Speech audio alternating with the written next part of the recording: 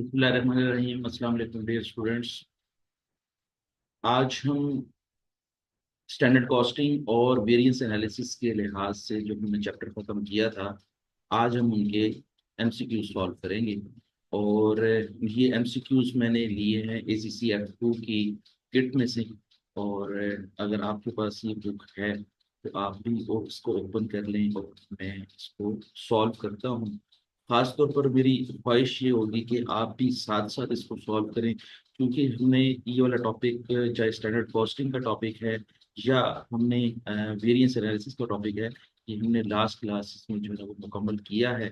तो आपको जितना भी जो है ना वो प्रीवियस नॉलेज मिला है इन दोनों टॉपिक्स के लिहाज से, उनके आज आप एमसीक्यू सॉल्व करेंगे और मैं उसमें जो है ना वो आपको हेल्प आउट करूंगा।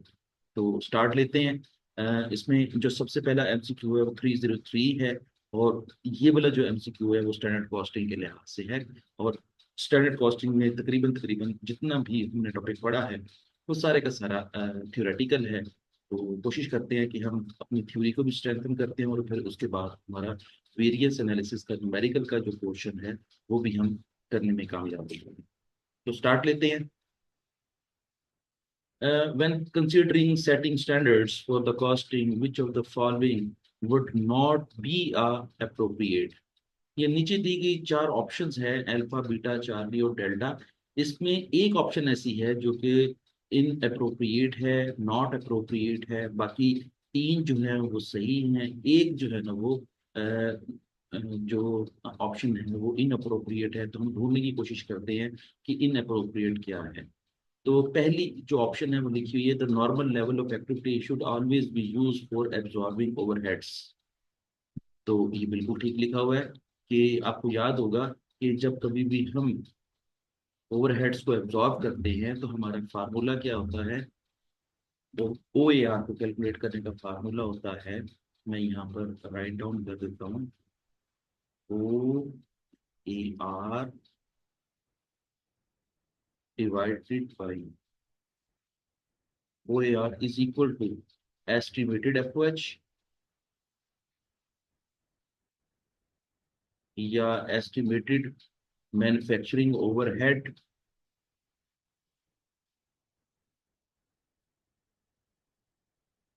estimated overheads divided by normal capacity।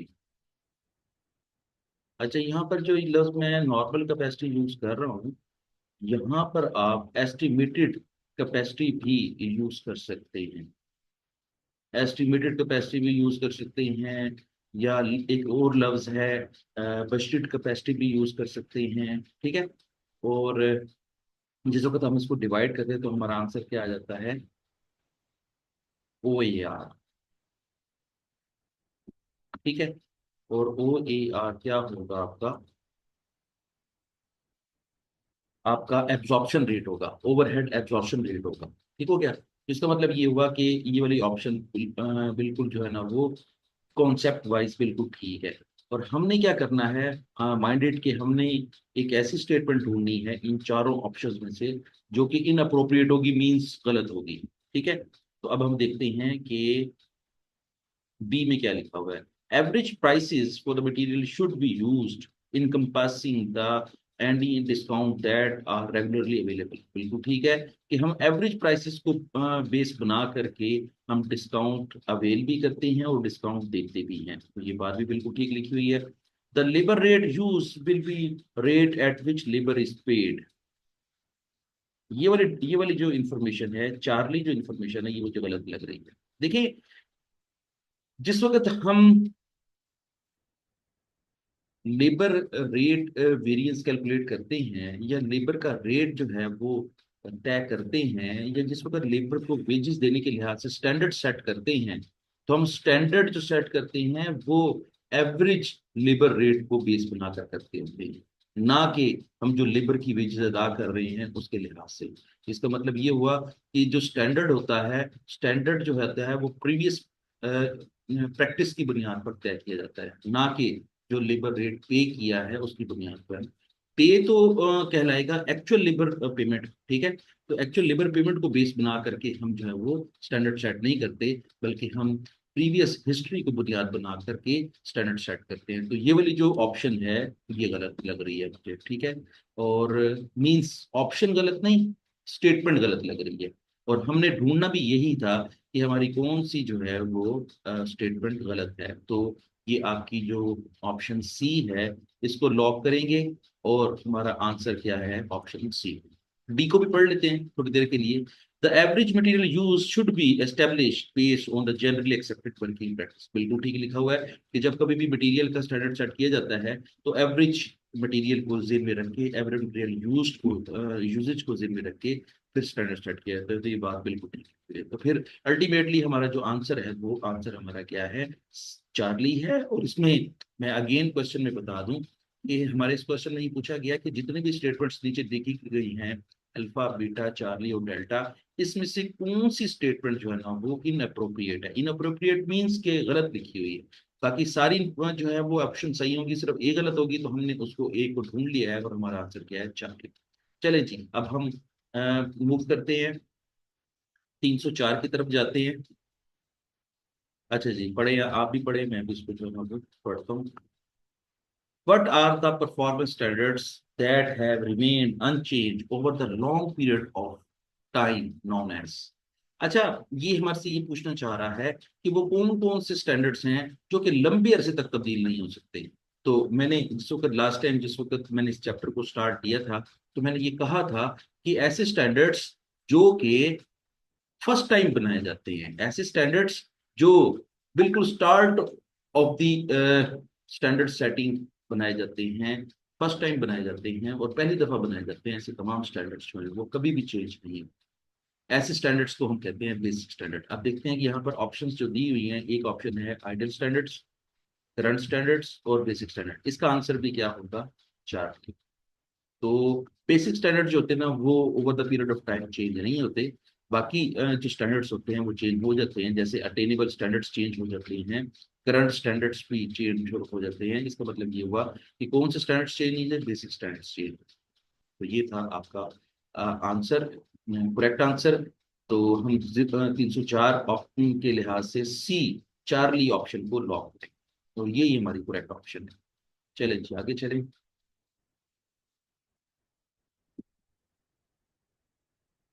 305, what are the performance standards that allow for the efficient but not perfect operating conditions known as? वो कहता है कि efficient working condition के लिहाज से कौन से स्टैंडर्ड्स पूरे करते हैं। तो ये बात ध्यान में रख लें कि efficient स्टैंडर्ड्स के लिहाज से आपके टेनेबल स्टैंडर्ड्स जो है हम पूरे करते हैं। तो आपका अगर देखा जाए कि वो कौन से स्टैंडर्ड्स हैं जो कि एफिशिएंट वर्किंग कंडीशन के लिहाज से पूरे उतरते हैं, तो वो कौन सा जवाब होगा आपका, अटेनेबल स्टैंडर्ड्स होगा। ये तो बिल्कुल ही क्लियर कट बात है। ये जो अटेनेबल स्टैंडर्ड्स होते हैं वो एफिशिएंट वर्किंग कंडीशन के बुनियाद पर बनाए जाते हैं। तो आपका आंसर क्या हो जाएगा, डेल्टा। और डेल्टा को आप लॉक कर दें। चले जी, आगे चलते हैं थोड़ा सा। 306 की तरफ चलते हैं।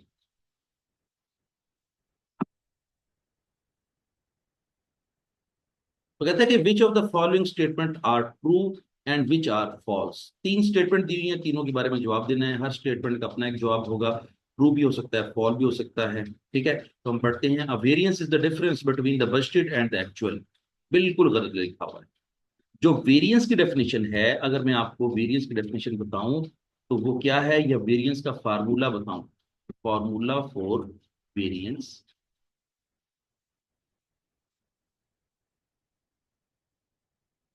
ये आप भी नोट डाउन कर लें।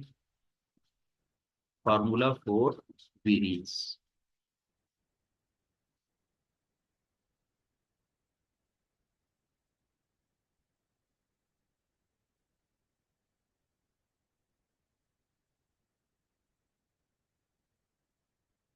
स्टैंडर्ड कॉस्ट या standard revenue minus actual cost या एक्चुअल रेवेन्यू, ये फार्मूला है। वेरिएंस का सिंपल फार्मूला क्या है आपका, स्टैंडर्ड माइनस एक्चुअल, ना कि बजटेड माइनस एक्चुअल। तो इसका मतलब ये हुआ कि जो जो स्टेटमेंट ये बुक में लिखी हुई है ये स्टेटमेंट गलत है। ठीक है, तो हम फॉल्स पे टिक करेंगे। ये स्टेटमेंट उसने गलत लिखी हुई है, क्योंकि वेरिएंस का फार्मूला क्या होता है, स्टैंडर्ड माइनस एक्चुअल। ठीक है, चलिए जी दूसरी। A favourable variance means actual cost are less than the budget budgeted. बिल्कुल ठीक लिखा हुआ है। वो कहता है कि जी एक्चुअल कॉस्ट जब कम हो और बजट ज्यादा हो तो फिर फेवरेबल वेरिएंस आता है। बिल्कुल ठीक लिखा हुआ है। अच्छा, ये जो उसने स्टेटमेंट लिखी हुई है मैंने इसको ट्रू करार दिया है। इसकी काफी दफा मैंने जो है ना एक्सप्लेनेशन आपको पिछली क्लासेस में दी है।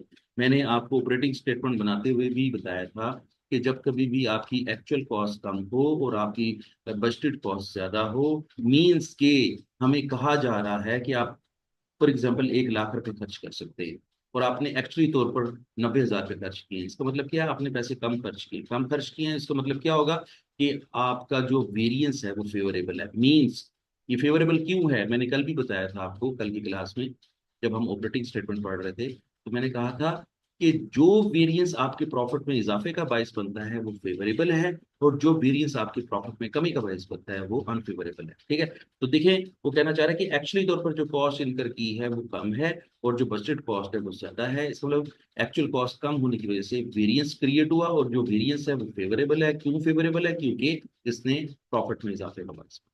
तो लिहाजा ये जो स्टेटमेंट है, दूसरी स्टेटमेंट, ये बिल्कुल ठीक है।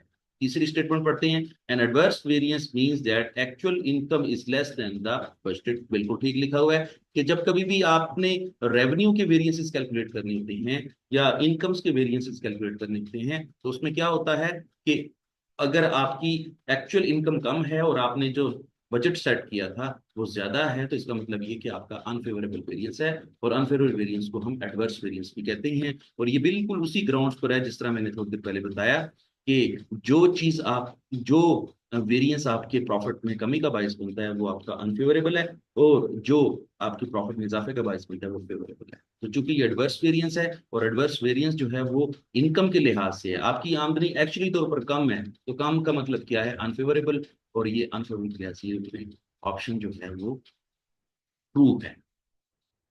चलें जी, यहाँ तक मुकम्मल हो गया। यहाँ तक अगर आपको कोई क्वेश्चन हो तो आप मुझसे पूछ सकते हैं।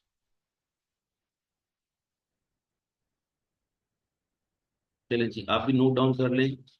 अल्टीमेटली मुझे ये रेज करना पड़ेगा।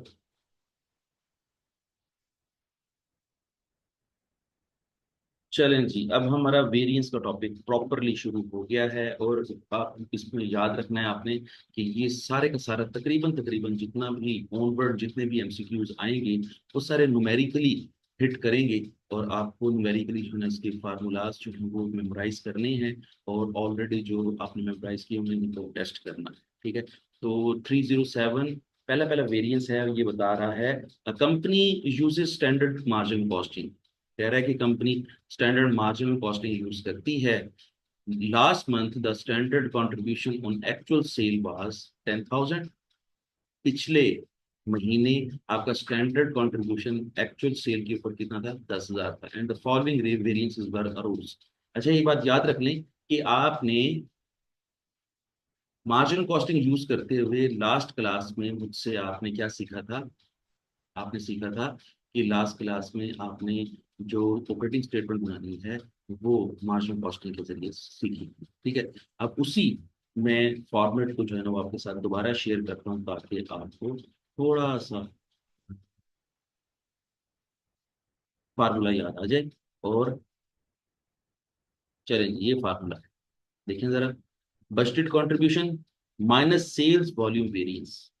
बजटेड कंट्रीब्यूशन में से सेल्स वॉल्यूम वेरिएंस माइनस करेंगे तो आंसर क्या आ जाएगा, standard contribution on actual sale आ जाएगा। उसमें से सेल्स प्राइस वेरिएंस जो है वो एडजस्ट करेंगे, फिर उसके बाद actual sale less standard cost of sale आ जाएगा। और उसके बाद हमने एडजस्ट करने हैं मटेरियल की वेरिएंसेस, लेबर की वेरिएंसेस और वेरिएबल ओवरहेड की वेरिएंस। तो आंसर आ जाएगा आपका एक्चुअल कंट्रीब्यूशन आ जाएगा। ये बात यहाँ पे देखनी है कि मार्जिनल कॉस्टिंग के अंदर कहीं पर भी fix F O H variance को एडजस्ट नहीं किया गया। तो जब कभी भी आपके सवाल के अंदर जब मैं एमसीक्यू सॉल्व करूंगा तो ये मेरी बात याद रखनी है आपने कि जो जब कभी भी मार्जिनल कॉस्टिंग के जरिए ऑपरेटिंग स्टेटमेंट बनाने की बात करेगा तो फिर आपने वहां पर फिक्स एफओएच वेरिएंस जो है वो एडजस्ट नहीं करने। ठीक हो गया। अच्छा, अब देखिए जरा, फिर उसके बाद वो कहना चाह रहा है कि एक्चुअल कंट्रीब्यूशन में से आपने बजटेड फिक्स एफओएच जो है वो एडजस्ट करनी है, और overhead expenditure variance, overhead expenditure variance जो है वो एडजस्ट करना है। तो आपका आंसर क्या आ जाएगा? एक्चुअल प्रॉफिट आ जाएगा। तो आप आए जरा इसको देखते ही हैं कि हमारे सवाल के अंदर जो है वो इसी स्टेटमेंट के मुताबिक कैसे सवाल होगा। देखिए, वो कहता है कि जी बजटेड प्रॉफिट आपका क्या है, बल्कि मैं लफ्ज यूज करता हूँ budgeted contribution margin. Budgeted contribution margin, budgeted contribution margin is equal to 10,000। ठीक है। फिर वो कहता है कि टोटल वेरिएबल कॉस्ट वेरिएंस है 2000 एडवर्स है। मैंने आपको बताया था, लास्ट लेक्चर में भी बताया था कि जितने भी एडवर्स वेरिएंस है वो माइनस होते हैं। तो आपने क्या करना है? माइनस कर देना है टोटल वेरिएबल कॉस्ट वेरिएंस। मैं यहाँ पर शॉर्ट करके लिख रहा हूँ, वेरिएबल का वीसी लिख रहा हूँ। ठीक है, टोटल वेरिएबल कॉस्ट वेरिएंस। और ये बात याद रखें कि हमने कल के स्केच में ये पढ़ा था ऑपरेटिंग स्टेटमेंट बनाते हुए कि जो कोई भी आपका एडवर्स वेरिएंस होगा वो माइनस होगा। और खास तौर पर जो एक्सपेंस का या वेरिएबल कॉस्ट का जो वेरिएंस एडवर्स है तो वो माइनस होगा ही होगा। चलिए, ये माइनस कर देते हैं। ये बिल्कुल मैं आपको फॉर्मेट के मुताबिक ही हल करवा रहा हूँ। आपको थोड़ा सा फॉर्मेट जो है ना वो दोबारा देखना पड़ेगा ताकि आप वो इसको कैलकुलेट करने के काबिल हो जाए। फिर लिखा हुआ है कि सेल्स प्राइस वेरिएंस है 500 रुपये फेवरेबल। सेल्स प्राइस वेरिएंस जो है वो 500 रुपये फेवरेबल है। 500 रुपये जमा कर, 500 रुपये जमा कर। सेल्स प्राइस, मैं यहाँ पे सेल्स प्राइस वेरिएंस को एसपीवी लिख रहा हूँ। सेल्स प्राइस वेरिएंस 500 रुपये फेवरेबल है, जमा कर। फिर लिखा हुआ है सेल्स वॉल्यूम वेरिएंस 1000 एडवर्स। लो जी, वही बात आ गई कि जब कभी भी आपने मार्जिन कॉस्टिंग यूज करते हैं तो मार्जिन कॉस्टिंग यूज करते हुए आपने सेल्स वॉल्यूम वेरिएंस एडजस्ट नहीं करना। और फिर अगर इसको एडजस्ट नहीं कर रहे तो उसको हम छोड़ देते हैं। और अब हमारा आंसर क्या आ जाएगा? इसको कैलकुलेट कर लेते हैं। इसका आंसर आ जाएगा 8500। अब ये जो 8500 है ये आपका क्या है? Actual contribution margin. वो कह रहा है कि what was the actual contribution margin. Actual contribution margin क्या था? तो हमारा एक्चुअल कंट्रीब्यूशन मार्जिन क्या है? 8500 एक्चुअल कंट्रीब्यूशन मार्जिन। मैं यहाँ पर एक्चुअल सीएम लिखता हूँ। ठीक हो गया। तो यहाँ पर हम आंसर पुट कर देते हैं 8500। ये है हमारा एक्चुअल कंट्रीब्यूशन मार्जिन। यहाँ तक बताएं, यहाँ तक अगर आपको कोई चीज समझ नहीं आई तो मुझसे डिस्कस कर लें। बेसिकली आपको इसका फार्मूला जो है ना वो याद करना पड़ेगा। मैंने तो जो है ना वो अपनी अंडरस्टैंडिंग के मुताबिक जल्दी जल्दी कर लिया है, लेकिन आपको ये फार्मूला याद करना पड़ेगा। चले जी, ये हो गया। अब इसको हम इरेज करते हैं और अगले क्वेश्चन की तरफ मूव करते हैं। तो कहता है 308 में A company uses standard margin costing. Again वो कह रहा है कि standard margin costing company use करती है। Last month when all the sales were at the standard selling price, जब standard selling price जो है ना वो थी, the standard contribution from actual sale was 50,000। Again हमारा जो standard contribution margin है वो यहाँ पर कितना है? 50,000 है। मैं यहाँ पर सिर्फ अमाउंट चेंज करूँ ताकि जो है ना वो हमें इसको सॉल्व करने के लिहाज से हमारा टाइम बचे। यहाँ पर कितने स्टैंडर्ड कॉन्ट्रीब्यूशन मार्जिन? 50,000। चले, फिर क्या कहता है? टोटल वेरिएबल कॉस्ट वेरिएंस 3500 रुपये एडवर्स है। हम क्या करेंगे? यहाँ पर जो है ना वो एडवर्स कॉस्ट वेरिएंस जो है वो माइनस करेंगे।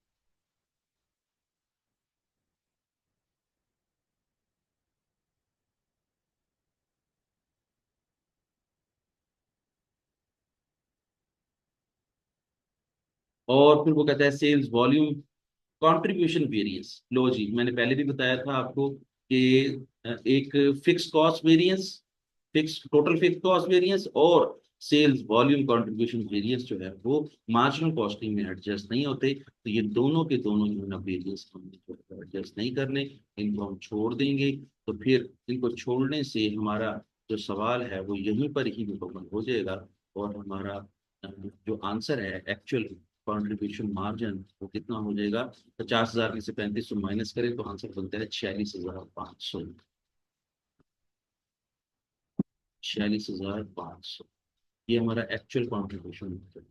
तो इस लिहाज से अगर हम ऑप्शन देखें तो ऑप्शन अल्फा जो है वो हिट होती है। ठीक है, अल्फा जो है वो बिल्कुल करेक्ट ऑप्शन है, और हमारा आंसर जो है वो 46,500। चलिए जी देख लें इसको, फिर मैं उसके बाद आगे चलता हूँ। आपको फार्मूले याद करने पड़ेंगे, ये जरूर करना पड़ेगा। The following information relate to the labour cost for the past month. वो कहता है कि जी पिछले महीने के लिहाज से कुछ इंफॉर्मेशन हमारी दी हुई है, बजटेड इंफॉर्मेशन भी दी हुई है, एक्चुअल एक्चुअल इंफॉर्मेशन भी दी हुई है। बजटेड इंफॉर्मेशन क्या लिखी हुई है, आपका लेबर रेट जो है वो 10 रुपये पर आवर है। इट मीन्स के स्टैंडर्ड रेट जो है वो कंपनी ने क्या सेट किया है, 10 रुपये पर आवर के हिसाब से जो है वो अदा करना है। ठीक है, और एक्चुअली तौर पर अगर इससे ज्यादा अदा करेंगे तो अनफेवरेबल होगा, इससे कम अदा करेंगे तो फेवरेबल होगा। ठीक हो गया। प्रोडक्शन टाइम क्या है, 15,000 आवर्स है। आपको जितना भी काम असाइन किया जाएगा वो अपने 15,000 घंटों में मुकम्मल करना है। और टाइम पर यूनिट, एक यूनिट के ऊपर कितने घंटे लगेंगे, 3 घंटे लगेंगे। तो इसका मतलब क्या हुआ, अगर हमें ये कहा जा रहा है कि 15,000 घंटों में काम मुकम्मल करना है, तो इसका मतलब ये कि अगर एक यूनिट 3 घंटे में बनता है तो 15,000 तकसीम 3, तो ये आंसर कितना आ जाएगा, 5,000। हमारी स्टैंडर्ड प्रोडक्शन कितनी आ जाएगी, 5,000। यहाँ पर मैं आपको मेंशन भी कर देता हूँ, स्टैंडर्ड प्रोडक्शन क्या होगी, आप भी नोट डाउन कर लें। कि जब कभी भी वो कहता है ना कि जी 15,000 घंटे जो है ना वो लगे लगने चाहिए, और एक यूनिट जो है वो तीन तीन घंटों में बनता है, तो इसका मतलब ये है कि वो आपसे प्रोडक्शन कितनी एक्सपेक्ट कर रहा है, वो आपसे एक्सपेक्ट कर रहा है, स्टैंडर्ड प्रोडक्शन एक्सपेक्ट कर रहा है total number of hours.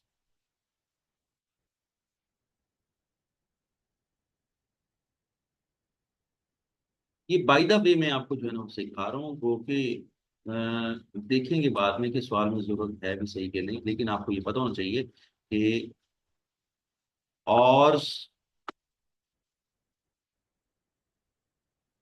Need, और need to produce, need to produce 1 unit,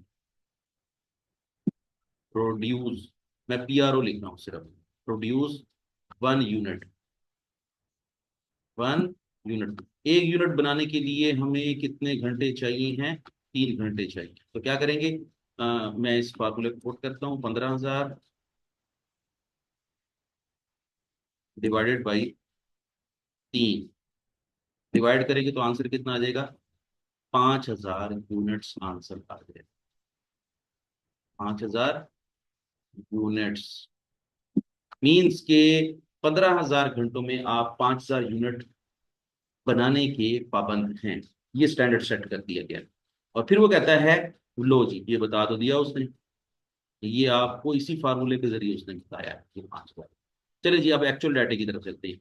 wages पे किए 1,76,000 रुपये। ये बात याद रख लें कि जब वेजेस पे करते हैं तो वेजेस पेड का मतलब होता है एक्चुअली तौर पर जो है ना वेजेस अदा करती। और एक्चुअली तौर पर जब वेजेस अदा करती हैं तो उसका फार्मूला होता है एक्चुअल और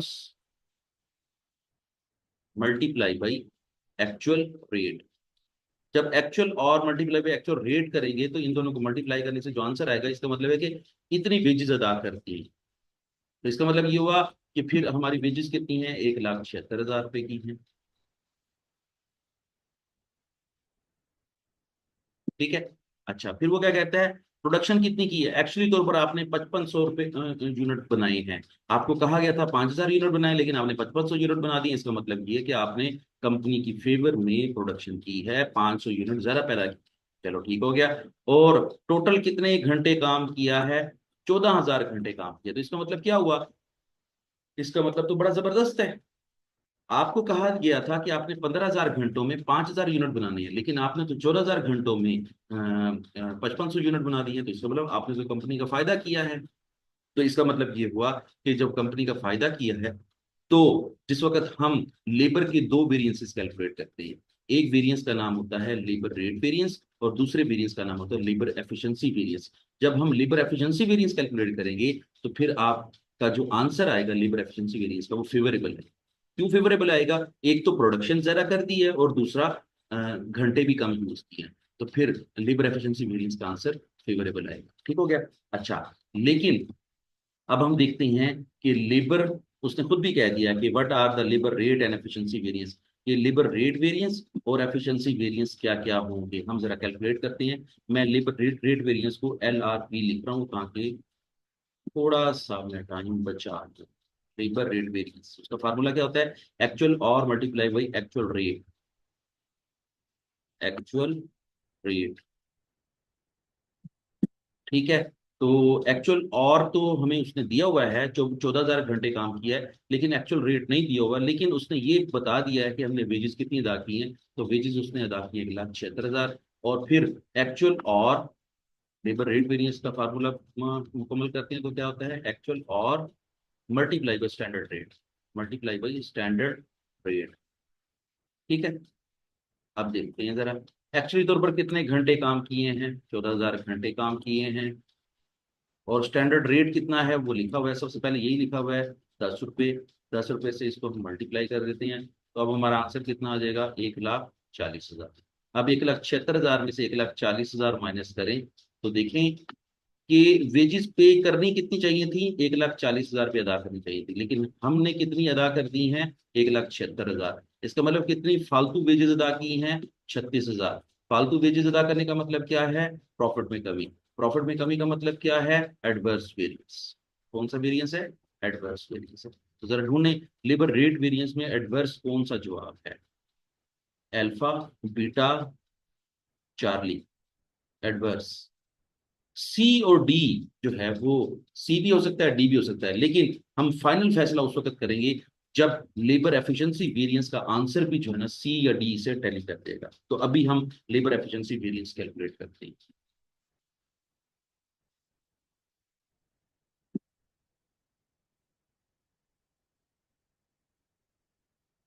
लेबर एफिशिएंसी वेरिएंस,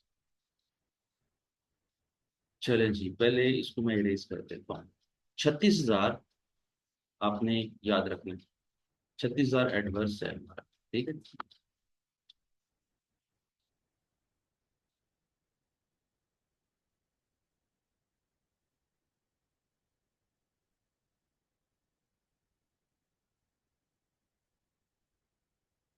हमने क्या कैलकुलेट करना है? Labour efficiency variance. Labour efficiency variance मैंने LEV लिख रहा हूँ, ठीक है।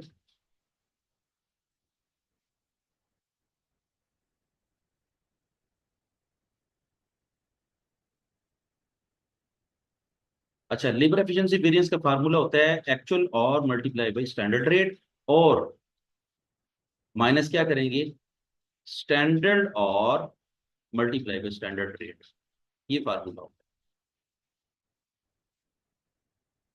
और ये बात याद रखें कि जब कभी भी स्टैंडर्ड और कैलकुलेट करने होंगे, तो वो हम कैसे कैलकुलेट करेंगे? हमने लिखना है कि जितनी प्रोडक्शन की है, हमने प्रोडक्शन कितनी की है? 5500 यूनिट प्रोडक्शन की है। और 5500 प्रोडक्शन करने के लिए हमें कितने घंटे चाहिए थे? 3 घंटे चाहिए थे, ठीक है। तो इसका मतलब ये है कि हम 5500 यूनिट के लिए कितने घंटे यूज कर रहे हैं? 5500 ज़रब 3, 16,500 घंटे हम यूज कर रहे हैं। स्टैंडर्ड और कितना होगा? 16,500। और स्टैंडर्ड रेट कितना होगा? 10 रुपये। अब इन दोनों को आपस में मल्टीप्लाई करें तो आंसर बनता है 1,65,000। 1,65,000। अब क्या करेंगे? हमने एक्चुअली तौर पर लेबर कितनी खर्च की हैं? 1,40,000। लेकिन खर्च कितनी करनी चाहिए थी? 1,65,000। मीन्स 1,65,000 खर्च करनी चाहिए थी, लेकिन हमने खर्च कितनी की है? 1,40,000। इसका मतलब क्या है? हमने पैसे कम खर्च किए। कम खर्च करने का मतलब ये कि हमने प्रोडक्शन ज्यादा दी है। और थोड़ी देर पहले मैंने आपको बताया था कि जब कंपनी ने कहा था कि आपने कितने यूनिट बनाने हैं, 5,000 यूनिट बनाने हैं, लेकिन लेबर ने कितने यूनिट बनाए? 5500। तो इसका मतलब ये कि लेबर की एफिशिएंसी ज्यादा है, लेबर ज्यादा एफिशिएंट है। तो इसका मतलब ये हुआ कि ये जो वेरिएंस कैलकुलेट हो रहा है, ये कितना वेरिएंस है? 25,000 पे वेरिएंस कैलकुलेट हो रहा है। और इस लेबर ने जो है ना, वो अपनी एफिशिएंसी की वजह से कंपनी के 25,000 बचा दिए। तो बचाने का मतलब क्या है? फेवरेबल। ठीक है। अब हम देखते हैं कि हमारा लेबर एफिशिएंसी वेरिएंस का 25,000 का फेवरेबल आंसर कौन सा है। एक है आपका अल्फा। अल्फा के सामने 25,000 लिखा हुआ है, बिल्कुल ठीक है। लेकिन चूंकि अल्फा लेबर रेट वेरिएंस के लिहाज से गलत है, इसलिए इसका 25,000 पे ये गलत होगा। अच्छा। दूसरा, बीटा भी गलत है। ठीक है। तो बीटा का तो वैसे ही लेबर एफिशिएंसी वेरिएंस 10,000 है और 25,000 नहीं है, तो ये भी गलत हो गया। चार्ली में 36,000 पे एडवर्स है और 2500 पे फेवरेबल है, ये भी गलत है। तो फिर इसका मतलब क्या हुआ कि हमारा डेल्टा का आंसर जो 26,000 पे एडवर्स है, एक ये, और 25,000 पे फेवरेबल एक ये, दोनों एक दूसरे से टैली करते हैं, हमारी कैलकुलेशन से टैली करते हैं, लिहाजा हमारा जो करेक्ट आंसर है वो क्या है? डेल्टा। तो आपने डेल्टा पे क्लिक करना है। ठीक हो गया। आपका 25,000 पे फेवरेबल वेरिएंस है, वो डेल्टा के सामने लिखा हुआ है। आपका 36,000 पे एडवर्स वेरिएंस है, लिमिट रेट वेरिएंस, वो आपका डेल्टा के सामने लिखा हुआ है। बाकी सारे जो आप एक दूसरे के मुताबिक नहीं है। कोई किसी का लिमिट रेट वेरिएंस का आंसर सही है, तो किसी का एफिशिएंसी वेरिएंस का आंसर सही है। दोनों एक जैसे जो है ना वो टैली नहीं होते, लेकिन डेल्टा चाहे टैली होता है, इसलिए आपका जवाब क्या होगा? डेल्टा। चलें जी, से नोट डाउन कर लें।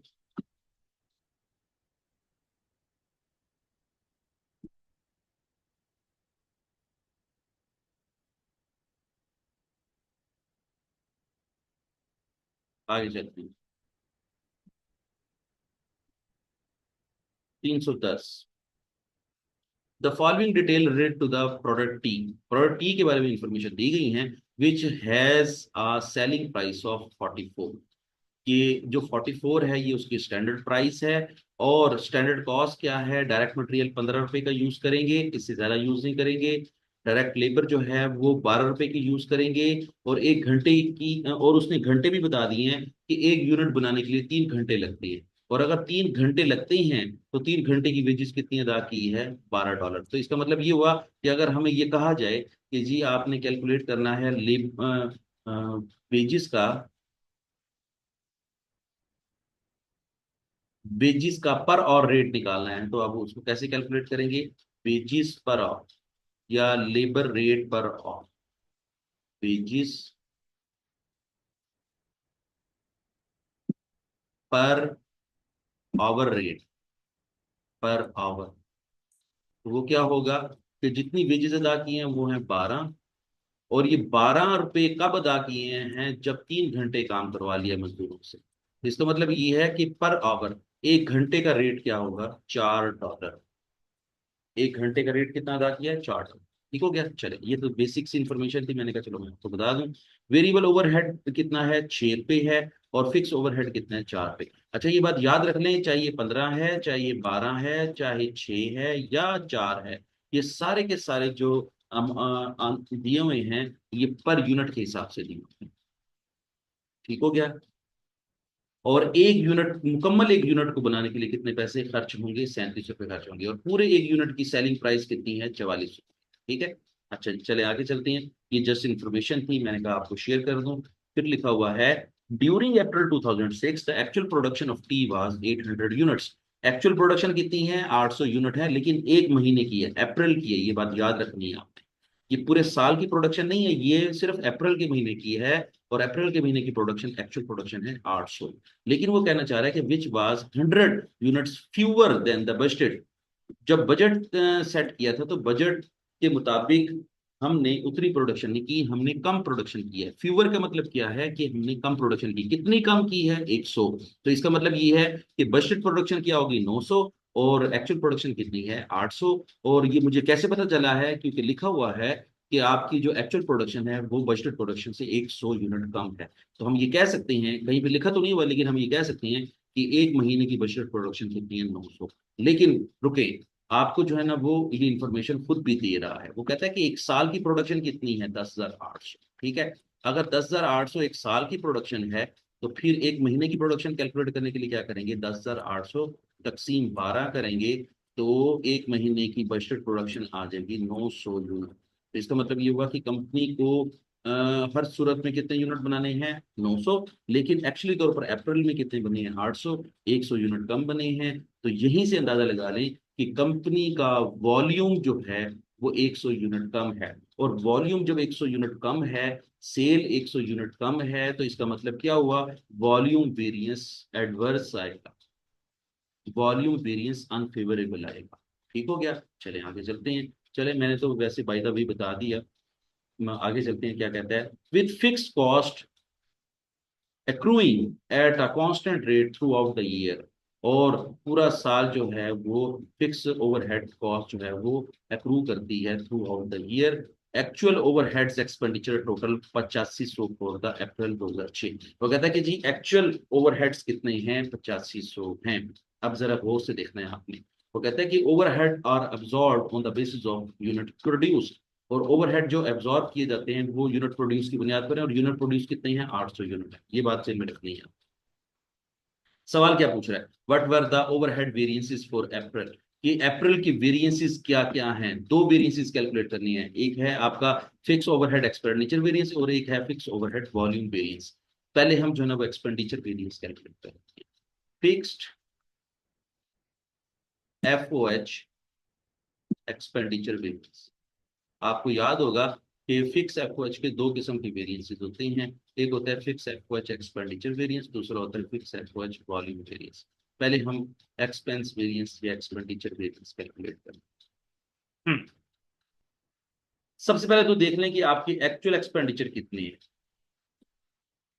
आपकी एक्चुअल एक्सपेंडिचर हैं 8500। ये देखें जरा, ये लिखा होगा एक्चुअल एक्सपेंडिचर कितने, 8500। और इसको कंपेयर करना है हमने बजटेड एक्सपेंडिचर से। ठीक है, और बजटेड एक्सपेंडिचर कैसे कैलकुलेट होंगे मैं आपको बता देता हूँ। बजटेड एक्सपेंडिचर का अपना फार्मूला होता है। ठीक है, माइनस, मैं यहाँ पे माइनस का निशान में लगा, बजटेड एक्सपेंडिचर। अच्छा, बजटेड एक्सपेंडिचर भी जो है वो अगर ब्रेक डाउन करें तो दो किस्म के होते हैं। एक होते हैं फिक्स एफओएच, और एक होते हैं वेरिएबल एफओएच।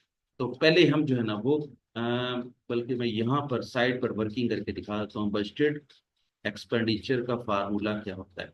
बजटेड एक्सपेंडिचर का अपना फार्मूला होता है, ये देखिए, fix FOH, fix FOH plus variable F, fix FOH plus variable FOH. अच्छा, अब जरा देखें कि फिक्स एफओएच कैसे कैलकुलेट होगा, फिर उसके बाद वेरिएबल एफओएच कैसे कैलकुलेट।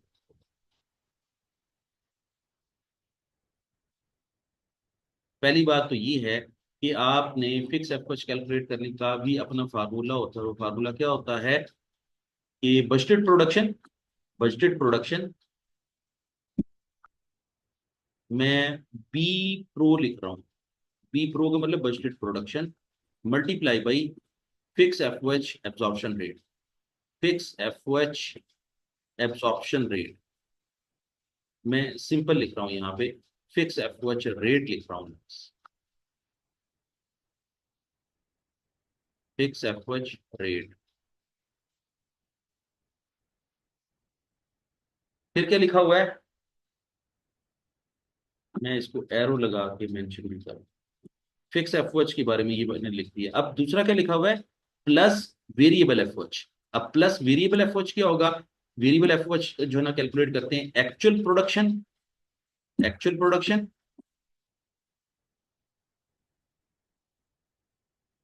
मैं एक्चुअल पीआरओ लिख रहा हूँ, एक्चुअल प्रोडक्शन को पीआरओ लिख रहा हूँ, actual production multiply by variable FOH rate, variable FOH rate.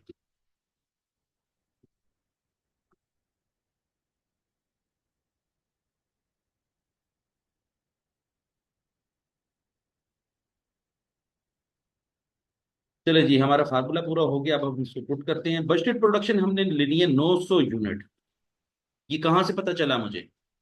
अभी हमने थोड़ी देर पहले कैलकुलेट किया है कि एक साल की प्रोडक्शन है 10,800, और एक महीने के अंदर कितने एक साल के अंदर कितने महीने होते हैं? 12। 10,800 तकसीम 12 करेंगे तो एक महीने की बजटेड प्रोडक्शन आ जाएगी 900। ठीक हो गया? फिर देखें, आपका जो फिक्स एफओएच रेट है वो कितना दिया हुआ है? 4 पे। यहीं से 4 पे उठाएंगे और मल्टीप्लाई करें। ठीक हो गया? ये तो कैलकुलेट हो गया आपके फिक्स एफओएच जमा। अब हम वेरिएबल एफओएच कैलकुलेट करें। वेरिएबल एफओएच में एक्चुअल प्रोडक्शन लेनी होती है। एक्चुअल प्रोडक्शन कितनी है? 800। ठीक है। और वेरिएबल रेट कितना दिया हुआ है? 6 पे। तो हम 6 से इसको मल्टीप्लाई करते हैं। तो अब देखें जरा, ये कितने आंसर आ गए? 3600 ये आ गया। फिक्स एफओएच हमारे कितने हैं? 3600। और वेरिएबल एफओएच कितने हैं? 4800। तो अब इन दोनों को जमा करें तो टोटल एफओएच कितने हो जाएंगे? 8400। तो इसका मतलब ये है कि हमारे टोटल एफओएच, बजटेड एफओएच हैं 8400, और हमारे यहाँ पर एक्चुअल एफओएच कितने हैं? 8500। अब देखिए जरा कि बजट कहता है कि 8400 रुपये खर्च करने थे, और एक्चुअली तौर पर हमने कितने खर्च कर दिए हैं? 8500। इसका मतलब 100 रुपये ज्यादा खर्च किए हैं। अगर 100 रुपये ज्यादा खर्च किए हैं तो ये कौन सा वेरियंस हो जाएगा? फिक्स एफओएच एक्सपेंडिचर वेरियंस क्या हो जाएगा? एडवर्स हो जाएगा। ये बात याद रखनी है। एक वेरिएंस हमने कैलकुलेट कर लिया है। अब हम दूसरा वेरिएंस कैलकुलेट करेंगे, और दूसरे वेरिएंस का नाम क्या है? Fix FOH volume variance. Fix FOH volume variance का फार्मूला बड़ा इंटरेस्टिंग है, वो तो आसान। आप भी याद करें इसको। Fix FOH volume variance. Volume variance.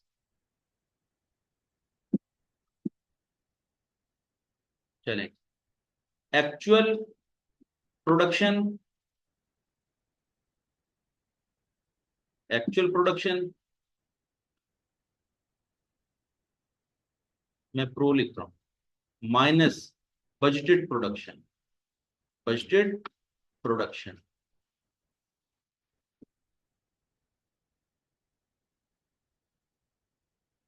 इन दोनों को आपस में माइनस कर दें और मल्टीप्लाई करें फिक्स एफओएच रेट।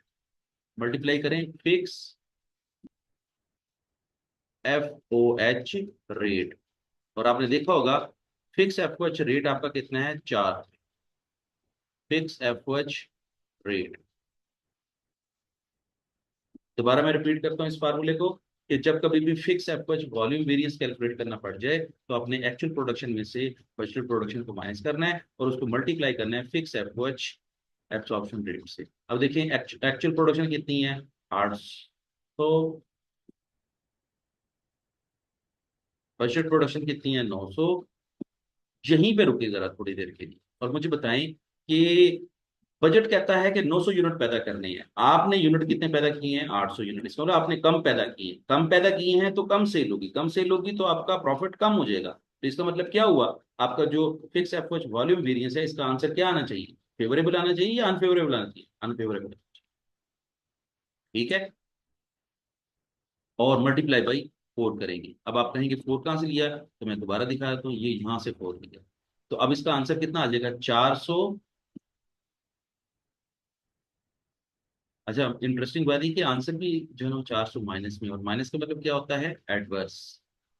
ठीक है, ये बात याद रखो, एडवर्स। अब जरा ढूंढते हैं, हमारा पहला आंसर कितना है? एक्सपेंडिचर वेरिएंस का आंसर है 100 एडवर्स, और दूसरा आंसर क्या है? 400 एडवर्स। तो ढूंढे जरा कौन सा जवाब बनता है इसका? 310।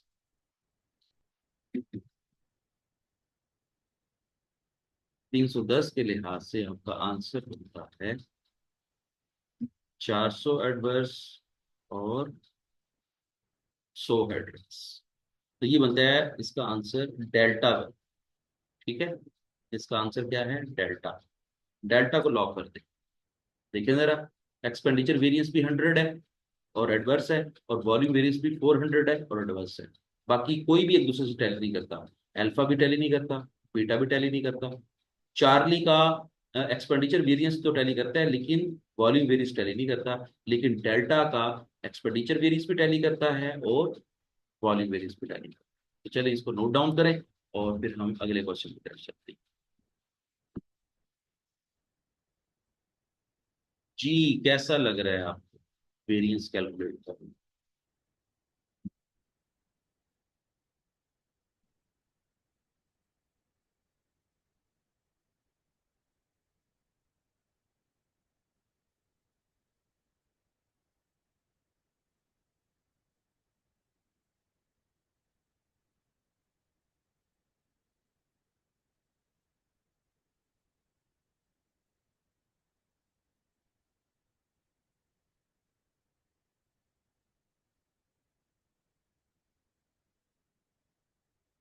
चलिए जी, आगे चलें, 311 की तरफ मूव करते हैं।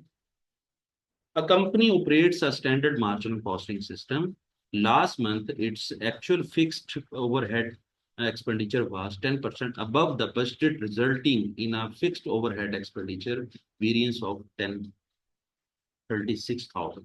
ठीक है, दो बातें वो कर रहा है और बड़ा इंटरेस्टिंग सा सवाल मुझे लग रहा है ये। वो कहता है कि जी आपके जो एक्चुअल एक्सपेंडिचर हैं वो 10% ज्यादा हैं किससे? बजटेड से। अब जरा थोड़ी देर के लिए आप जरा ऑब्जर्व करें, अगर एक्चुअल एक्सपेंडिचर 10% ज्यादा है बजटेड से, तो इसका मतलब क्या होगा कि अगर बजटेड 100% है तो फिर एक्चुअल कितने होंगे? 110%। और 110% का मतलब है कि जब कभी भी खर्चा ज्यादा होता है तो फिर वो खर्चा जो है ना ज्यादा होने की वजह से क्या होता है? एडवर्स होता है। ठीक है, अब वो आपसे पूछ क्या रहा है? What was the actual expenditure on fix overhead last month. कहता है कि पिछले साल के फिक्स्ड ओवर हेड एक्सपेंडिचर जो है ना वो एक्चुअल एक्सपेंडिचर कितने हैं। इंटरेस्टिंग बात ये है कि उसने आपको जो है ना वो वेरिएंस दे दिया है। ठीक है, मैं आपको एक छोटी सी कैलकुलेशन के जरिए सॉल्व करवाऊंगा। पहले मैं आपको एक कैलकुलेशन करवा दूं फिर आपको ज्यादा अच्छी समझ आएगी। आपने वेरिएंस का फार्मूला क्या पढ़ा हुआ है? मैं वेरिएंस का फार्मूला सिर्फ पहले परसेंटेज में बताऊंगा आपको। Variance is equal to actual expenditure, actual fixed expenditure, actual fixed FOH। ठीक है, minus budgeted fix FOH, budgeted fixed FOH। अब जरा थोड़ी देर के लिए अपनी कॉमन सेंस को जरा शार्पन करें। वो कहता है कि वेरिएंस जो है, ये देखें जरा, last month actual fixed overhead expenditure was 10% above the budgeted. इसका मतलब बजटेड से 10% ज्यादा है, तो फिर बजट क्या होगा? 100%। ठीक है, और एक्चुअल क्या होगा? 10% ज्यादा है, तो इसका मतलब ये 110% होगा। ठीक है ना, ये कितना होगा? 100% होगा। तो फिर वेरिएंस क्या हो जाएगा? 10%। मेरी बात समझ आ रही है? वेरिएंस क्या होगा? 10%। कैसे पता चला? 110 में से 100 माइनस करें तो आंसर कितना आता है? 10%। अब जरा गौर से सुनना है आपने, अगर ये 10% है और 10% की अमाउंट कितनी लिखी हुई है? 36,000। अगर ये 10% 36,000 के बराबर है तो आपसे वो पूछ क्या रहा है? वो आपसे पूछ रहा है कि आपकी एक्चुअल एक्सपेंडिचर क्या होंगे। उसने परसेंटेज में हमें दे दिया है, अब हम इसको अमाउंट में कन्वर्ट करते हैं। जरा एक मिनट के लिए याद करें, जब 36,000 10% के बराबर है तो 36,000 का 100% क्या होगा? क्या करेंगे? 36,000 का 100% कैलकुलेट करने के लिए ऐसे करेंगे, 36,000 का 100% मालूम करना है, जरब 100 डिवाइडेड बाई 10। जो चीज 36,000 है वो 10% के बराबर है, उसका 100% लेना होगा तो क्या करेंगे? 100% से मल्टीप्लाई कर देंगे, 10% से डिवाइड कर देंगे। अच्छा जी, तो ये आंसर कितना आ जाएगा? ये 3,60,000 आंसर। ठीक है, 3,60,000। इसका मतलब ये हुआ, मैं जरा इक्वेशन को साथ साथ हल करते जाता हूँ। इसको 36,000 वैसे का वैसा उतार लेंगे। ये याद रखना ये 36,000 है और बजटेड कितनी है? 3,60,000 है। अगर मैं कहूँ आपको कि ये वाली फिगर जो है वो कितनी है? 110%, तो 110% कैलकुलेट करना हो तो क्या करेंगे? अगेन 36,000,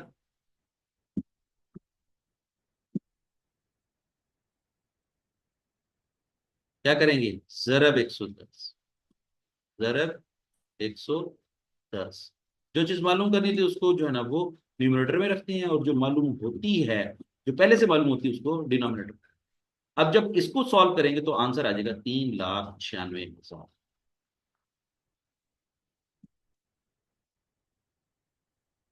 उसने हमारे से क्या पूछा था?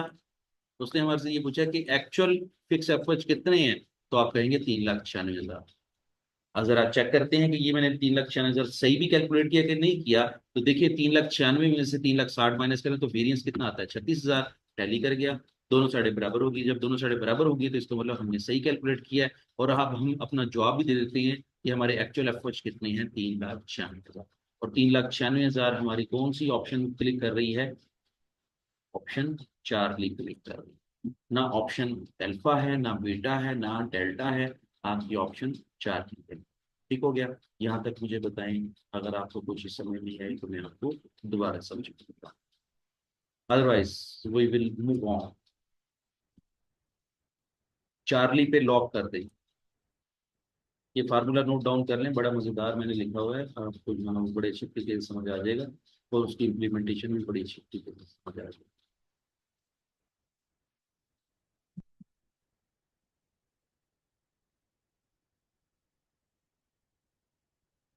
चलें जी, next question 312। FGH has a following budgeted and actual data। Budget और एक्चुअल डाटा उसने दिया हुआ है। बजटेड फिक्स ओवरहेड कितने हैं? 1,20,000 रुपए के। बजटेड प्रोडक्शन कितनी है? 20,000 यूनिट्स है। और एक्चुअल एफओएच कितनी है? 1,15,000 रुपए के। और एक्चुअल प्रोडक्शन कितनी है? 21,000 रुपए की। जरा गौर से सवाल पढ़ते हैं पहले, फिर इसको हल करते हैं, जल्दी नहीं करते। और कम से कम टाइम ले करके हम सवाल हल किया करेंगे। जब कम से कम टाइम लेके हल करेंगे तो हमारा जो है वो एमसीक्यूज का पोर्शन मैक्सिमम अटेम्प्ट होगा। पेपर के अंदर मेरे ख्याल में 30 एमसीक्यूज आते हैं, और एक एमसीक्यू की जो मार्क्स हैं वो 2 हैं। 30 × 2 60 नंबर का सवाल तो आपका एमसीक्यूज का होता है। तो आप एमसीक्यूज के ऊपर जो है ना वो आपने कम से कम वक्त को इस्तेमाल करते हुए ज्यादा से ज्यादा सवाल अटेम्प्ट करने हैं, ताकि आपका पेपर जो है वो पास हो जाए। और फिर जाहिर है मैं साथ साथ लॉन्ग क्वेश्चन भी साथ साथ करवा रहा हूँ, तो आपकी लॉन्ग क्वेश्चन की तैयारी साथ साथ हो रही है। तो आपका एक अच्छा ब्लेंड ऑफ पेपर जो है वो तैयार हो जाएगा, आपके एमसीक्यूज भी अच्छे तैयार हो जाएंगे, और लॉन्ग क्वेश्चन भी तैयार हो जाएंगे। और साथ साथ में क्योंकि जितने भी हमने चैप्टर पढ़े हैं उसके मैं कॉन्सेप्ट भी साथ साथ दे रहा था, तो आपका डिस्क्रिप्टिव का पोर्शन भी जो है वो साथ साथ तैयार हो रहा था। आपने तवज्जो की होगी, मुझे उम्मीद है कि आपने बड़ी अच्छी तवज्जो की होगी ड्यूरिंग लेक्चर्स। और अगर नहीं की तो एक दफा फिर सुन कर देख लें, आपके डिस्क्रिप्टिव की तैयारी भी साथ साथ होती रही है। चले जी, क्वेश्चन पढ़ते हैं। What is the fix overhead volume variance? चलें जी, याद आएगा आपको। फिक्स ओवरहेड वॉल्यूम वेरिएंस का फार्मूला होता है एक्चुअल वॉल्यूम या एक्चुअल यूनिट्स या actual production minus budgeted production. Budgeted production या बजटेड यूनिट्स। अब जरा मुझे जल्दी से बताएं कि एक्चुअल प्रोडक्शन क्या है आपकी? 21,000। ठीक है। और आपकी बजटेड प्रोडक्शन कितनी है? 20,000। इसका मतलब क्या हुआ? आपने प्रोडक्शन ज्यादा कर ली है। गिवन रिसोर्सेज में आपने ज्यादा प्रोडक्शन की है। इसका मतलब ज्यादा प्रोडक्शन की है तो आपका volume variance, fix overhead volume variance का आंसर क्या आएगा? फेवरेबल आएगा। अभी से ही तय कर लेते हैं। ज्यादा प्रोडक्शन की है आपका फिक्स ओवरहेड वॉल्यूम वेरिएंस का आंसर क्या होगा? वॉल्यूम वेरिएंस का फार्मूला होगा actual production minus budgeted production. अगर एक्चुअल प्रोडक्शन ज्यादा है तो आंसर क्या आएगा? फेवरेबल आएगा। तो हमने तो अभी से तय कर लिया है। और फिर डिवाइड करेंगे, सॉरी मल्टीप्लाई करेंगे फिक्स एफ एच। मैं यहाँ पे मल्टीप्लाई कर दूं fix F H absorption rate. Fix FOH rate से मल्टीप्लाई कर दें। और रेट कैलकुलेट करना कोई मुश्किल नहीं है, ये सामने डाटा पड़ा हुआ है आपका। रेट की मैं बात यहाँ पे कर देता हूँ। 1,20,000 पे आपकी एस्टिमेटेड एफओएच है, ठीक है। और आपकी एस्टिमेटेड प्रोडक्शन कितनी है, 20,000 यूनिट है। आपस में डिवाइड करेंगे तो आंसर आ जाएगा 6। 6 पर यूनिट आपका क्या है, फिक्स एफओएच पर यूनिट। ठीक हो गया। 312। अच्छा जी। तो यहां पर हम 6 पुट कर देते हैं, हमारा आंसर कितना आ जाएगा, 6,000 फेवरेबल। अब ढूंढें जरा, और कौन सी ऑप्शन क्लिक करती है, 6,000, पहले 6,000 ढूंढें फिर फेवरेबल ढूंढें। ये देखिए, ये 6,000 लिखा हुआ है और ये फेवरेबल लिखा हुआ है। तो हमारी ऑप्शन चार्ली जो है वो हिट होती है। और इस तरह हमारा 312 सॉल्व करते हैं। मैंने बहुत आसान से फार्मूले से, बहुत आसान से तरीके से आपको जो है ना वो सॉल्व करना सिखाया है। कम से कम टाइम के अंदर आप जो है ना वो इसको सॉल्व करें ताकि आपकी कामयाबी के चांसेस ज्यादा हो जाए। तो चले आगे चलें।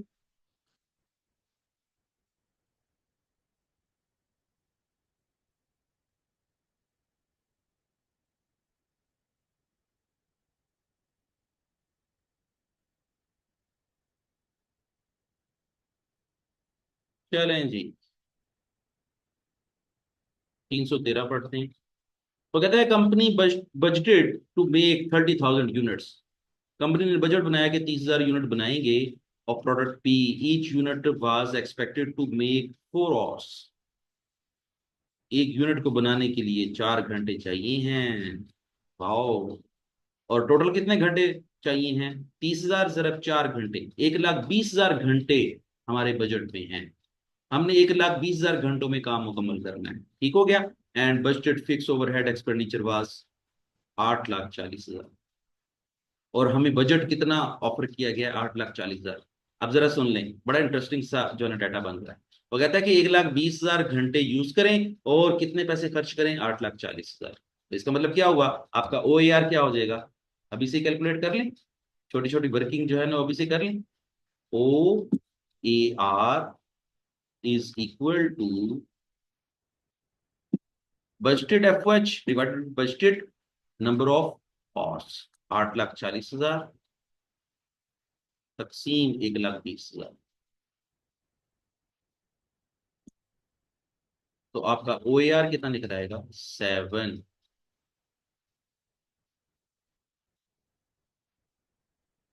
और 7 क्या होगा, 7 पर और।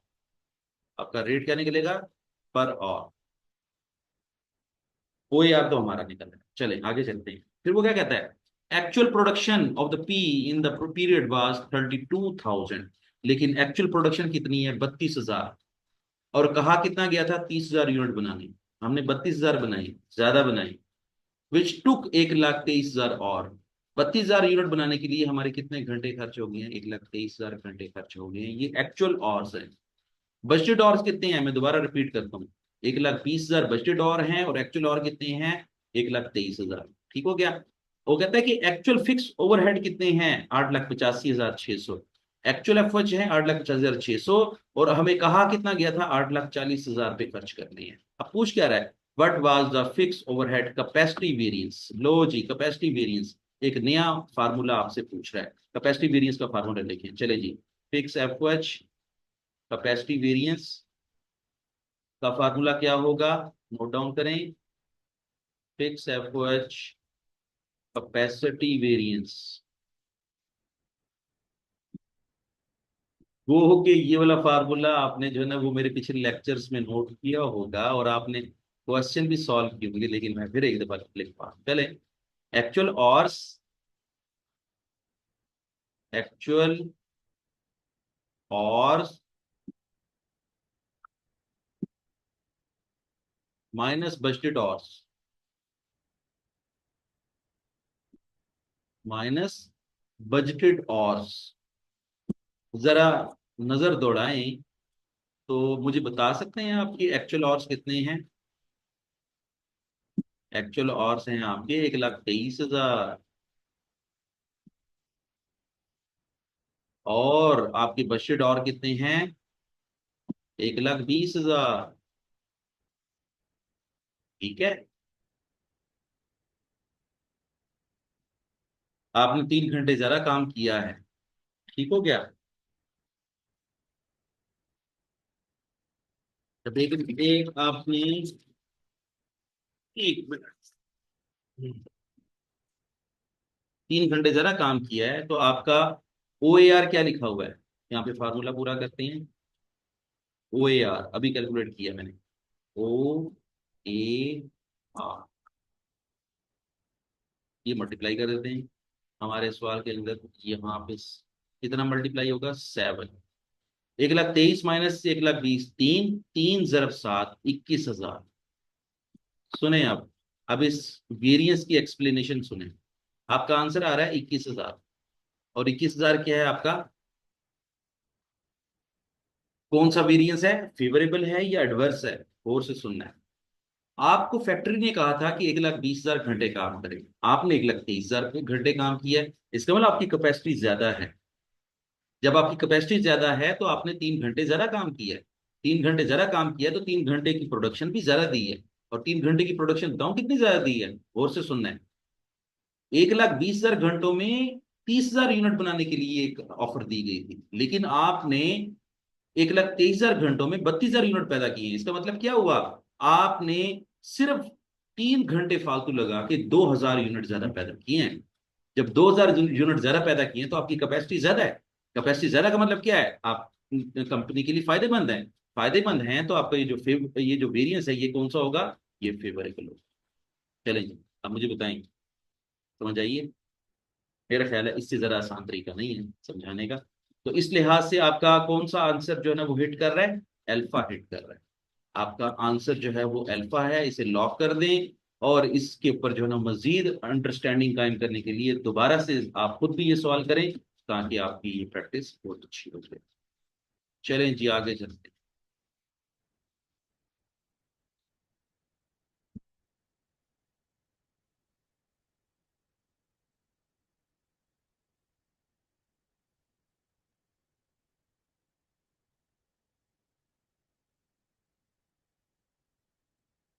314 की तरफ मूव करते हैं। Q R L usages a standard absorption costing system. QRL जो है ना वो स्टैंडर्ड ऑब्जर्वेशन कॉस्टिंग की सिस्टम यूज करती है। The following detail have been extracted from the budget for April 2007। Fix production overhead cost 48,000। आपकी फिक्स प्रोडक्शन ओवरहेड कितने हैं? 48,000। और आपकी प्रोडक्शन यूनिट्स कितने हैं? 4,800। यहीं से आप जरा 1 मिनट के लिए अंडरस्टैंडिंग जरा कायम करें कि आपके एस्टिमेटेड एफ है 4800, आपकी एस्टिमेटेड प्रोडक्शन है 48,000 और एस्टिमेटेड प्रोडक्शन है 4800।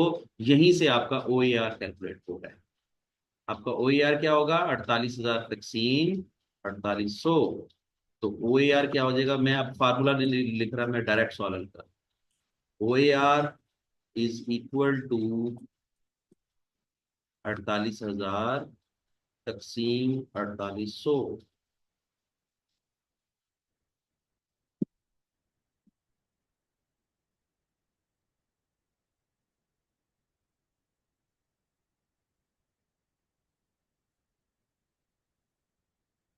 आंसर क्या आ जाएगा?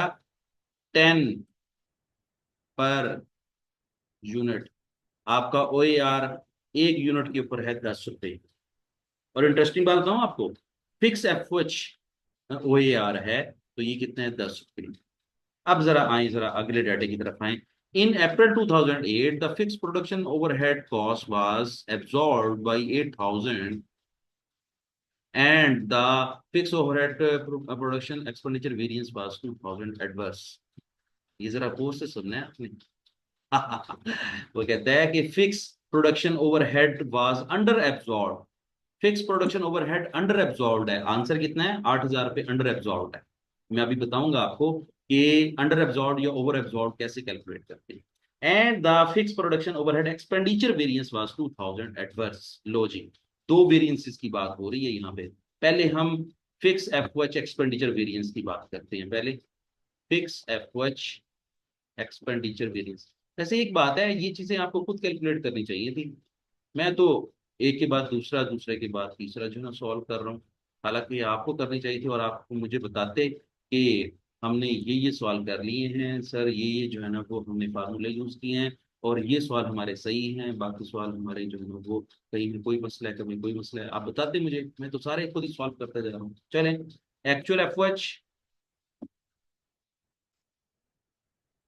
और एक बात बताऊं आपको, इस सवाल के अंदर एक्चुअल एफओएच दिए ही नहीं, एक्चुअल फिक्स एफओएच नहीं दिए हुए, लेकिन हम बैकवर्ड रूल से इसको सॉल्व कर लेंगे, बैकवर्ड कैलकुलेशन से हम इसको सॉल्व कर लेंगे।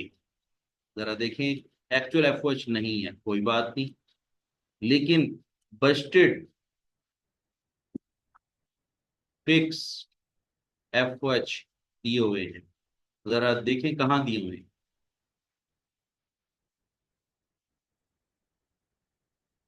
बजटेड फिक्स एफओएच कितने दिए हुए हैं? 48। ठीक है, ये 48,000 यहाँ पे लिखते हैं। और आपको पता है कि फिक्स एफओएच एक्सपेंडिचर वेरिएंस, मैं यहाँ पे लिख देता हूँ, एक्सपेंडिचर वेरिएंस का आंसर उसने दिया हुआ है, वो कितना है? 2,000 पे एडवर्स है। आप मुझे बता सकते हैं कि 2,000 एडवर्स कब होता है? एडवर्स रिजल्ट कब होता है? जब एक्चुअल एफओएच ज्यादा हो, खर्चे एक्चुअली तौर पर ज्यादा कर दिए हो और बजट कम रखा हो। और बजट कितना रखा है? 48,000, और 2,000 पे एडवर्स आ रहा है। इसका मतलब है कि यहाँ पे कितनी अमाउंट होनी चाहिए? मैं रिवर्स बैक रूल चलता हूँ, 2,000 को 48 में जमा करूंगा तो आंसर कितना आ जाएगा? 50,000। हमारे एक्चुअल एफर्ट्स कितने हैं? 50,000। चेक कर लें, 50 में से आप 48 माइनस करें, 2,000 आंसर आता है। और दूसरी बात, एडवर्स किस तरह आता है? एक्चुअल खर्चे ज्यादा हैं और बजट कम है, इसका मतलब आपका एडवर्स वेरिएंस है। और ये एडवर्स वेरिएंस कितने हैं? 2,000। ले जी, हमने fix FOH expenditure variance calculate कर लिया है। और किस तरह किया है? रिवर्स बैक रूल के जरिए किया है, रिवर्स कैलकुलेशन के जरिए किया है। अगर हम इस 2,000 में 48 जमा कर दें तो 50,000 रहता है, फिर 50,000 में से 48 माइनस कर दें तो 2,000 रहता है। इसका मतलब हमने टैली भी कर लिया कि ये 2,000 जो हमने कैलकुलेट किया, ये सही कैलकुलेट किया। अच्छा जी, दूसरा क्या है? आ, हाँ, दूसरा है अंडर एब्जॉर्ब या ओवर एब्जॉर्ब। अंडर और ओवर, अंडर और over absorb fixed FOH, absorb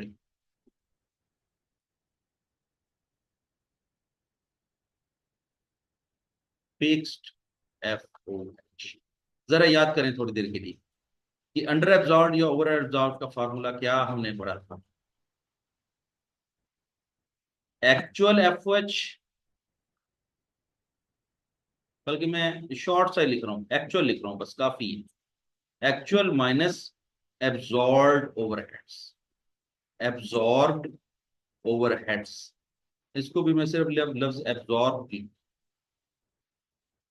ठीक है, अब जरा देखें, दोबारा देखें, एक्चुअल एफओएच कितनी है? 50। अभी कैलकुलेट किया ना हमने, लेकिन एब्जॉर्ब नहीं दिए हुए। लेकिन हमें उसने कहा है कि 8,000 पे क्या है? Under absorb. आंसर क्या है? 8,000 पे अंडर एब्जॉर्ब। आपको पता है कि अंडर एब्जॉर्ब का क्या मतलब है? कि एब्जॉर्ब की अमाउंट 8,000 पे कम है। 8,000 कम का मतलब क्या है? 50 में से 8,000 माइनस करें तो बाकी कितना बचेगा? 42,000। अब बताएं, 42,000 पे 50,000 के मुकाबले में कम है, ज्यादा है? कम है। तो कितने कम हैं? 8,000 पे। वो खुद यहाँ पर जो बात कह रहे हैं ना कि जी एब्जॉर्ब ओवरहेड जो है वो अंडर एब्जॉर्ब है 8,000।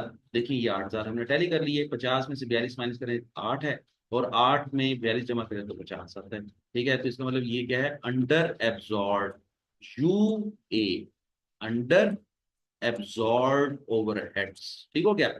अब जरा देखें, ये जो एब्जॉर्ब ओवरहेड है इसका भी अपना एक फार्मूला। आपको याद होगा जब मैंने शुरू शुरू में ये फिक्स अप्रोच वाला चैप्टर करवाया था, मार्जिनल कॉस्टिंग और एब्जॉर्प्शन कॉस्टिंग वाला चैप्टर करवाया था, तो उसमें ये बात मैंने आपको सिखाई थी कि एब्जॉर्ब ओवरहेड का फार्मूला क्या होता है। एब्जॉर्ब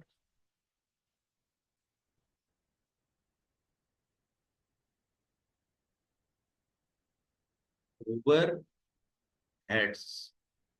उसका फार्मूला होता है actual production, actual production, actual PRO लिख रहा हूं, ठीक है, actual production multiply by O A R, O A R, ठीक है।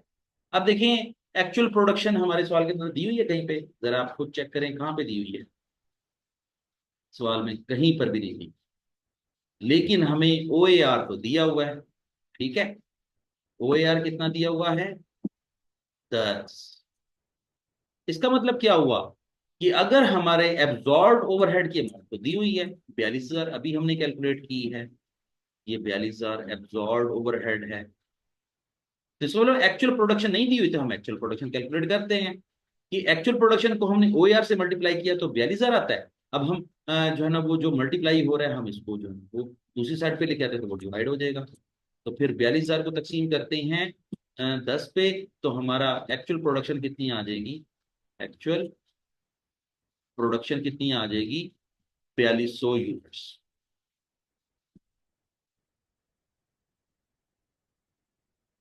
हमने कितने यूनिट पैदा किए हैं, 4200 यूनिट पैदा किए हैं। तो ढूंढे जरा कौन सा जवाब है। इसका जवाब भी चार्ली है, और चार्ली ही हिट कर गया। और फिर हमारा करेक्ट आंसर कितना है, 42। हमारी एक्चुअल प्रोडक्शन कितनी है, 4200। हमारी बजटेड प्रोडक्शन कितनी है, 4800। ठीक हो गया। चलिए, मैं इसको रेस कर रहा हूँ, आपने नोट करना है तो कर लें।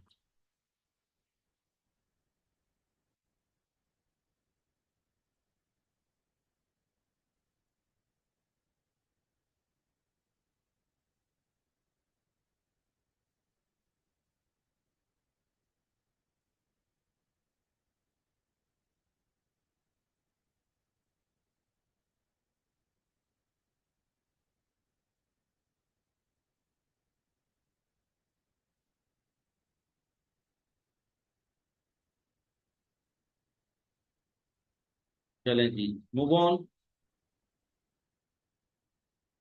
एक थ्योरेटिकल सा सवाल है 315, वो कहता है company has a higher than expected staff turnover, कि कंपनी के जो स्टाफ टर्नओवर है वो हायर है।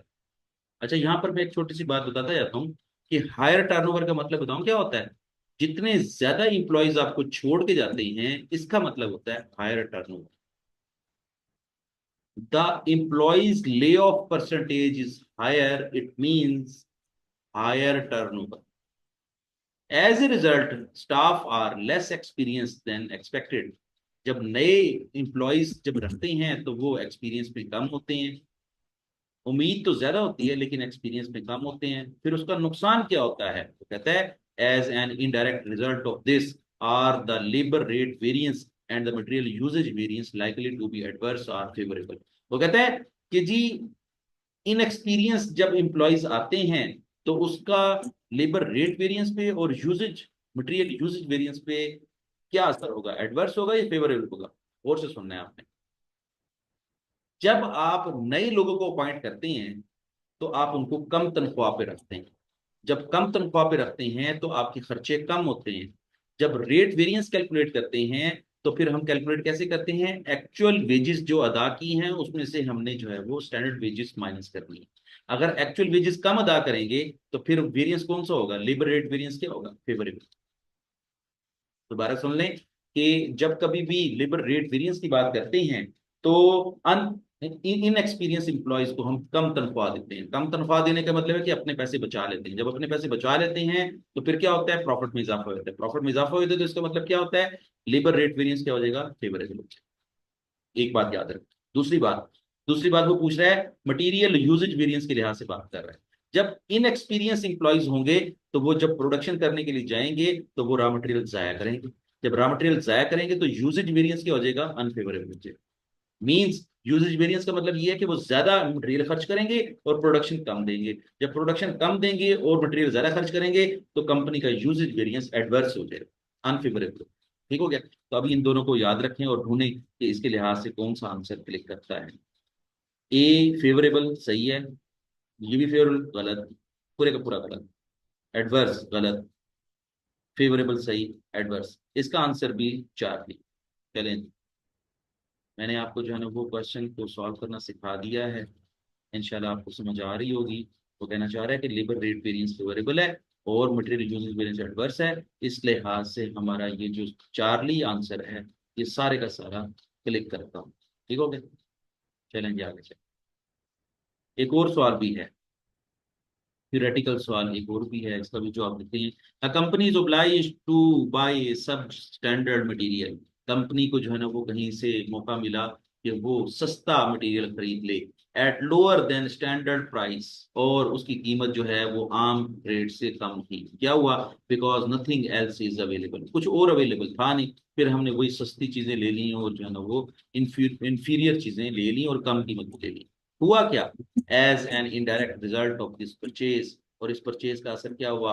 Are the material usage variance and the labour efficiency variance likely to be adverse और फेवरेबल, और इसकी वजह से क्या होगा?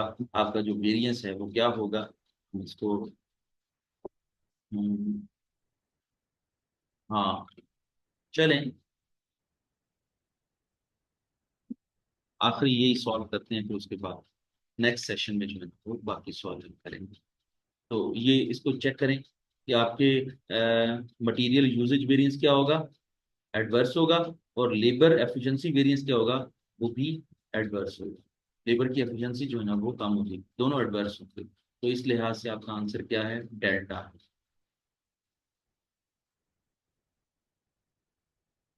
डेल्टा,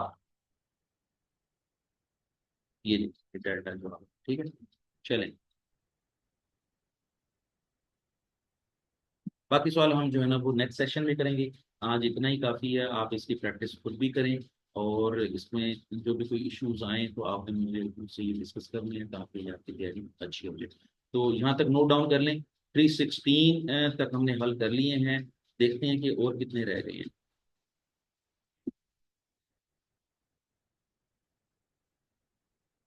340 तक हमने सॉल्व करने हैं, ठीक है, बल्कि नहीं, 338 तक सॉल्व करने हैं। 338, ठीक है, हमने 316 कर ली है, 22 और सॉल्व करेंगे तो इस तरह हमारा चैप्टर कंप्लीट है। चलें, तब तक के लिए मुझे इजाज़त दें। टेक केयर, अल्लाह हाफ़िज़।